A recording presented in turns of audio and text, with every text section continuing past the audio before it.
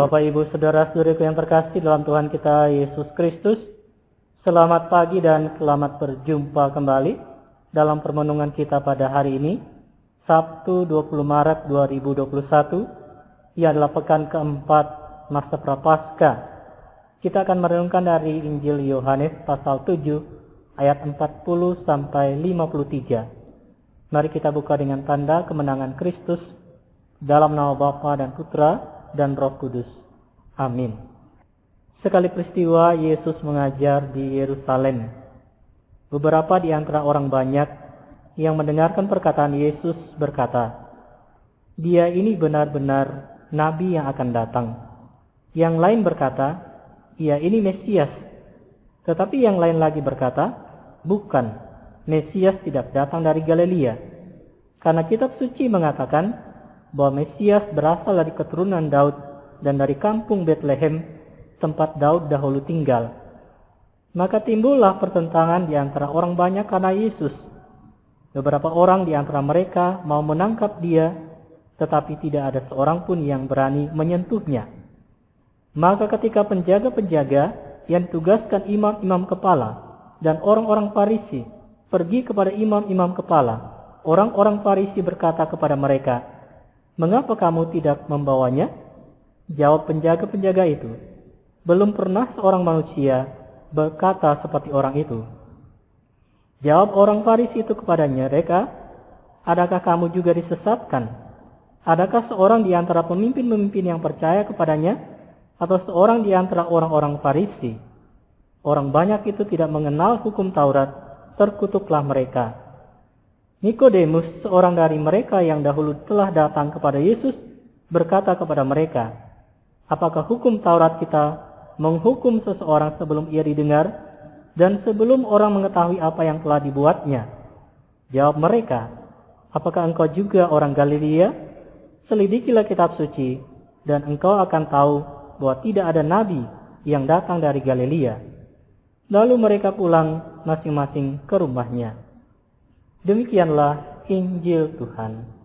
Terpujilah Kristus. Bapak, Ibu, Saudara-saudariku yang terkasih dalam Tuhan Yesus Kristus, Yesus menjadi pribadi yang mengagumkan lewat tindakan dan perkataannya yang mampu membuat orang terpesona dengan kata-kata indah yang disampaikannya. Ada yang melihat Yesus sebagai nabi yang akan datang dan Mesias yang dinantikan. Tetapi ada juga orang yang meragukan Yesus sebagai Mesias, sehingga mereka berupaya untuk mencari kesalahan Yesus, untuk bisa menjerat dia dan menangkap dia. Tetapi tidak seorang pun ada yang berani untuk menyentuh dia. Saudara-saudariku yang terkasih, sementara orang Farisi dan ahli Taurat dan para pemimpin Yahudi benar-benar terganggu dengan kehadiran Yesus yang menjadi pusat perhatian banyak orang. Mereka sejak semula ketika melihat Yesus sudah ingin menyingkirkan Yesus, sehingga benar-benar mereka berupaya mempengaruhi orang supaya tidak percaya kepada Yesus. Mereka berupaya untuk membunuh Yesus. Namun ada dari kalangan para ahli Taurat yang bernama Nikodemus yang berupaya untuk membela perkara Yesus. Dia menyarankan agar Yesus diberi kesempatan untuk memberikan penjelasan tentang apa yang dilakukannya, untuk memberikan pembelaan. Nikodemus yang mempunyai pemikiran yang luas dan bersikap bijaksana, yang berupaya membela Yesus, bisa melihat hal-hal baik dalam diri Yesus, bahkan dia percaya akan Tuhan Yesus yang menunjukkan kehadiran yang ilahi sebagai nabi dan utusan Allah, Mesias yang dijanjikan. Saudara-saudari yang terkasih, kita diajak untuk berpikir, bertindak bijaksana, terutama dalam melihat dan menemukan kebaikan-kebaikan dalam kehidupan ini, serta membela dan memperjuangkan kebenaran itu sendiri.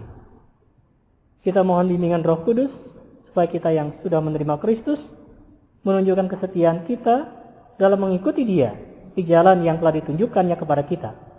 Kita tergerak selalu penuh kasih seturut firman-Nya yang disampaikan kepada kita. Amin. Dalam nama Bapa dan Putra dan Roh Kudus. Amin.